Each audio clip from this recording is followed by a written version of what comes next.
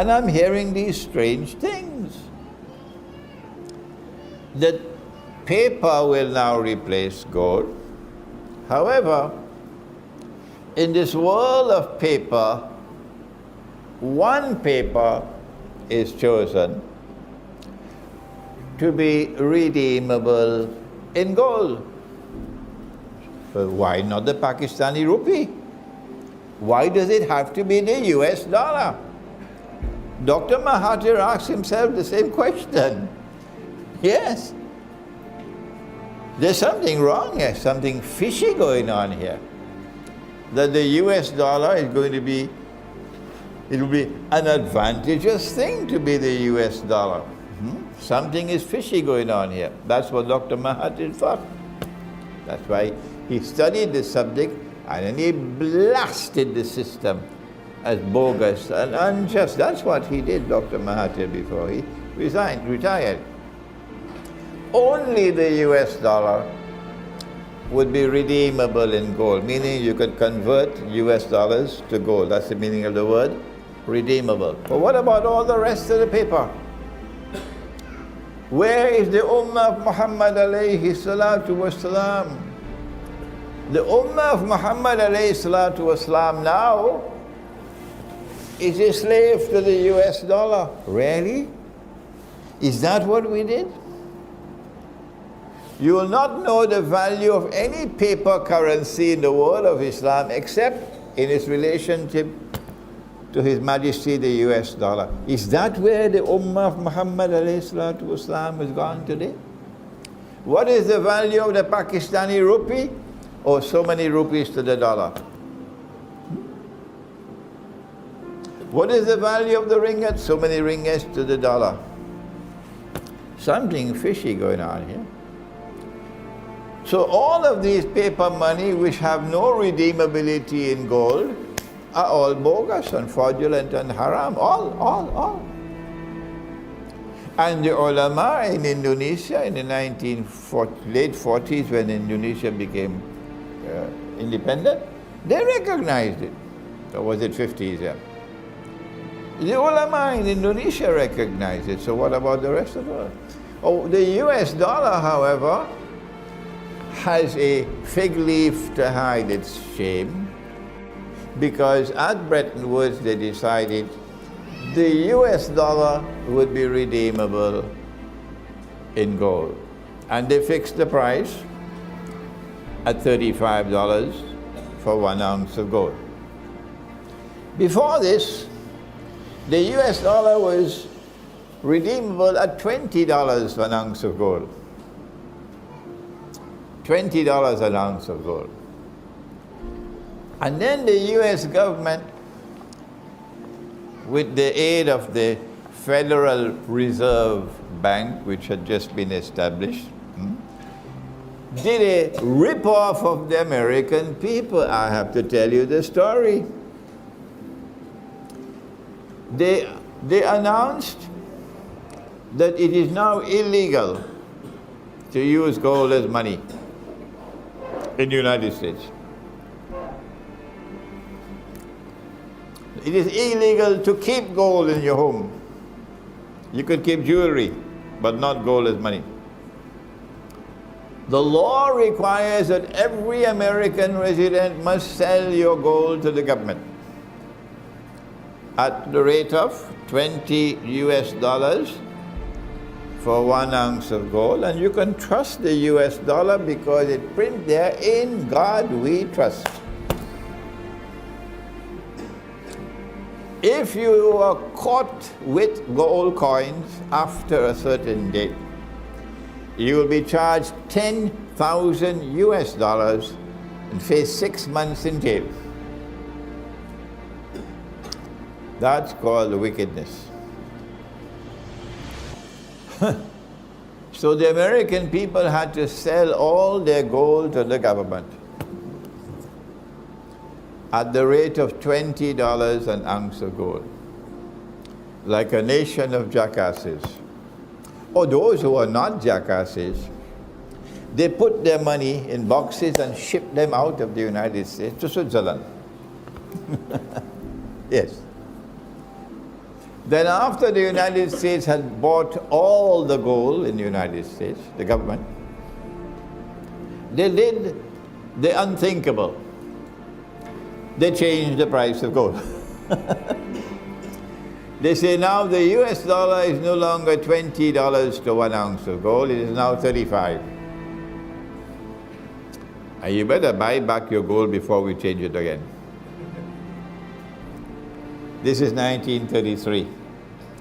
And the American people had to rush to buy back their gold at $35 an ounce, and in the process, Uncle Sam ended up with 40-something% of all the gold in the United States, free of charge. You know, if you buy a gun, before you actually use the gun in battle, you'll want to test it. To go on a shooting range and you trial run.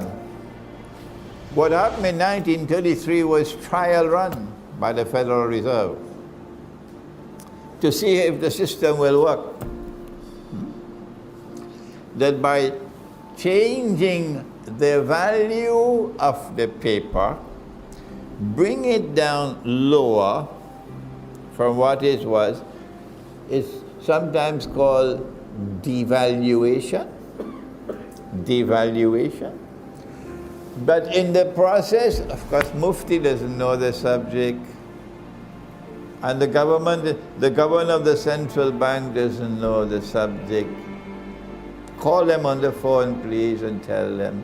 When the value of the paper fell from 20 to 35, there was a massive transfer of wealth from the American people to the government. 40-something% of the gold was transferred. This was done at a national scale to test the system before it starts operating internationally, before it starts operating around the world. So now can you hear? If you have ears, you can hear. It's like a vacuum that you use to clean the carpet. A vacuum, a suction pump. Can you hear the suction pump? As the value of the paper money falls, like a suction pump, the wealth of the Algerian people is being suctioned off.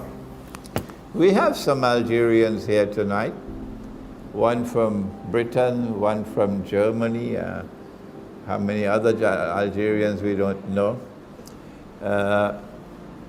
The Algerian dinar is now at about 105 or 106 dinars to 1 US dollar.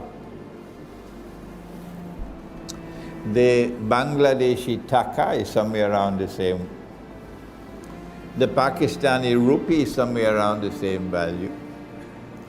The Indonesian rupiah is about 10,000 to 1 US dollar.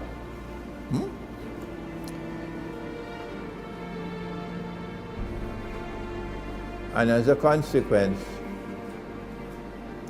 during this period of time, while the ulama of Islam, let me restrain myself and restrain my language that I don't be impolite, while the learned and distinguished scholars of Islam had time to teach every other subject underneath the sun. That's what they do.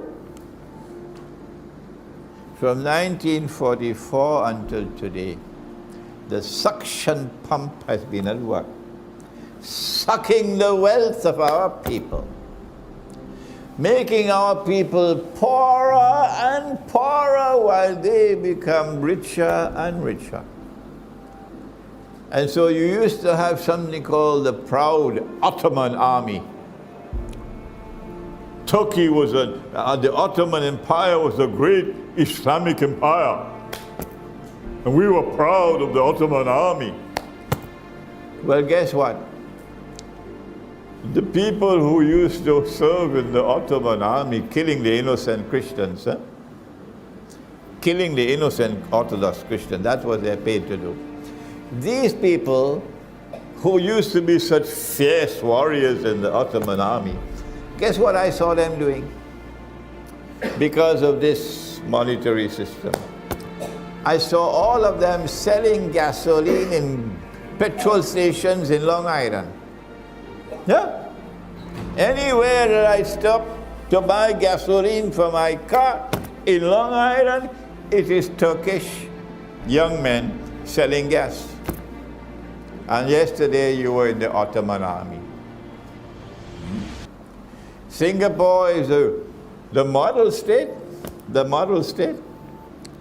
Tell me how many Singaporean women, if you are annoyed with me for mentioning the name Singapore, how many Singaporean women will work for the wage that you pay to the Indonesian maid? If you are honest.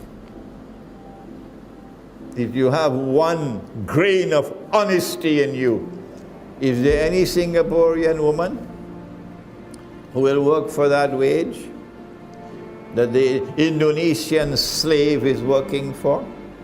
Huh? She's my daughter, you know. Yeah, she's my daughter, she's my sister. And you tell me this rubbish? Oh, but she can, when she takes the Singaporean dollar to Indonesia, it's worth so much. Is that all the sense you have? Is that what Islam taught you? This is the market here in Singapore. In this market, can you find one Singaporean woman who will work for the wage of a slave? None. None. But I have news for you. Thank Allah that there is the grave. Thank Allah that there is the grave. Because every single Indonesian maid you had, and you paid her the wage of a slave, you're going to pay for it in the grave, yes? Make tawbah. Make tawbah. It doesn't matter whether you are Chinese or Malay, or whether you are Christian or Buddhist or Hindu. The religion of Ibrahim alayhi salam, has zero tolerance for oppression. None, no tolerance at all for oppression. And if you oppress anyone, you're going to pay for it in the grave. So they started off the monetary system by giving to the United States dollar an unfair advantage. It is the king currency.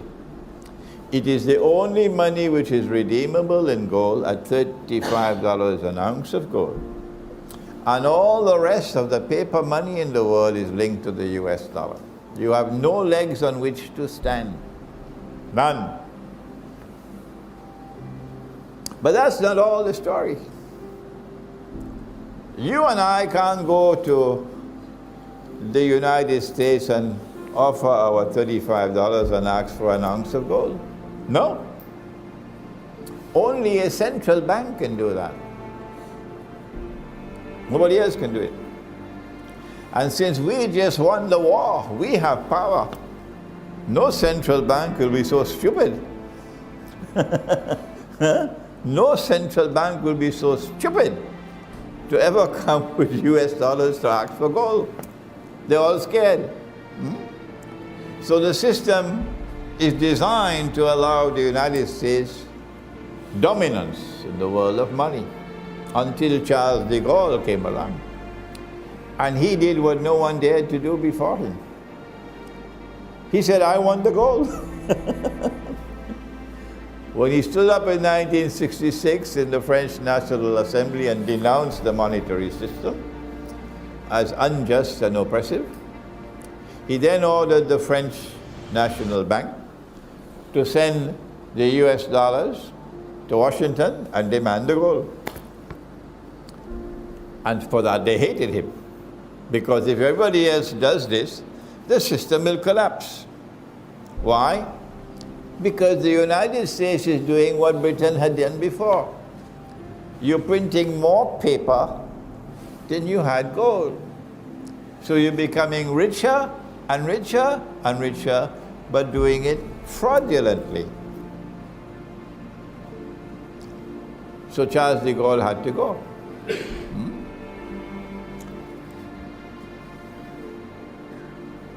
The system is no longer even 1% halal. It was 1% halal when one currency was redeemable in gold. 99% is haram, but at least 1% is halal. But this 1% which is halal is even less than 1%, because the paper is being used in the market. So it should be redeemable in gold in the market. But it is not redeemable in gold in the market. It is redeemable in gold only to central banks, and central banks will be too scared to do that. So it is 0.001% halal, and the rest of it is haram. But this is, of course, too difficult for Mufti to understand. Too difficult for Mufti, and waste of time trying to teach Mufti. The system is almost totally haram. And yet we do not have the world of Islamic scholarship recognizing it to be haram. We surrendered money without even a fight. That's what we did. But these people were very cunning. They knew that this monetary system would remain vulnerable if it were to be challenged with gold. If anyone were to have enough gold to make their paper money redeemable in gold, which is what Ahmad Sukarno wanted to do, then that one currency would bring down the rest of the monetary system. Just one currency which is redeemable in gold because you have enough gold, and you only issue that much paper for the gold that you have. That one currency will bring down the whole system. So in order for this monetary system to succeed, you got to get the gold of the world. How to get it? And it must be in your pocket. Can't trust them. It has to be in your pocket. How to get the gold of the world? What they did, and it was very strange to me as a student sitting in the classroom at the age of 29, I'm now 74, that they created something called special drawing rights, a new kind of money, SDR. And they said every country in the world must now declare how much gold you have.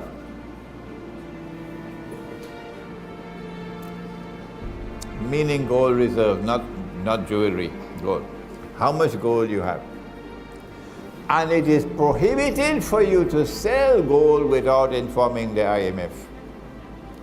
If we ever catch you selling gold or buying gold without informing the IMF, the consequences will be terrible for you. And remember, we're ruling the world. So every government now toe the line, and they inform exactly how much gold they have. So now they know how much gold there is in the world. And the IMF Articles of Agreement prohibits you from using the gold as money. Number two, you have to take 25% of your gold and send it to Washington. Put it on a ship and send it to Washington. 25% of your gold. And the jackasses of the world put 25% of their gold on a board of a ship and sent it to Washington. And the IMF said, trust us, we're going to keep it safe. Keep it safe for you, yeah. So now they have, by simply making a rule, they have 25% of the gold of the world in the pocket.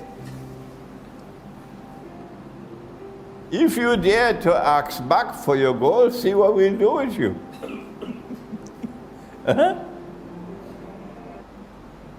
Okay. So what about the other 75% now? What are you going to do with your gold? It's just lying in a vault in Jakarta, in Kuala Lumpur, in New Delhi, and it's getting dust on it. It's no value to you because you cannot use it as money. You can't use it to buy and sell. So we are suggesting to you now that we can offer you soft loans, you know, at 1 and 2% interest, and you can use your gold as security. So instead of going to the commercial banks to borrow money at 8% and 6% and so on, we, the IMF, that Allah sent down from the heaven above for everybody, we, the IMF, will give you at 1%. So all the jackasses now started borrowing money from the IMF, leverage against the gold. And now the IMF is demanding, well, we got to keep the gold. You get to keep the money, we get to keep the gold. So the transfer of gold is taking place because everybody wants US dollars. What can I use with the gold? To make fillings for the teeth? Can't do anything with the gold. Might as well have it as US dollars. Okay? If we get the US dollars, your son could go to university in Boston, and your daughter could go to university in Chicago, and you know, you could buy a house in Miami and a house in Los Angeles, and let the Pakistani people go to hell. It doesn't matter to them. So there's a transfer of gold taking place through this method until none of them have gold anymore except a little handful, and all the gold has gone up to Washington. But Uncle Sam has more up his sleeves.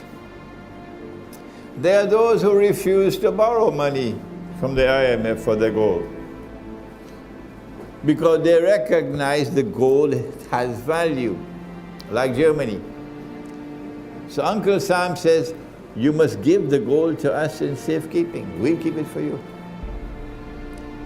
And because you're dependent on the United States, this is Big Brother, you can't get him annoyed. So they all send their gold to Washington, Fort Knox. Safekeeping. Germany had, I think, 3,000 tons of gold. And the German people decided recently, we want our gold back.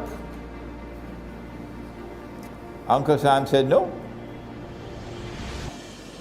That's it, full stop. So the German government said, we want to send auditors who will go and check to see that the gold is there. Report to us the gold is there. Uncle Sam said no. Full stop. So what are you going to do? Send the German army? No. In this way they were able to accumulate all the gold of the world. But Allah says about Akhirul Zaman, the hadith of the Prophet ﷺ, that in Akhirul Zaman, the earth will vomit from its liver columns of gold and silver, meaning more gold will come into the market. Even if you've cornered all the gold in Washington, there's still more gold coming out. And Russia is mining the most gold in the world. Zimbabwe is mining gold. South Africa is mining gold. And what are you going to do with all this gold coming into the market? The answer? You got to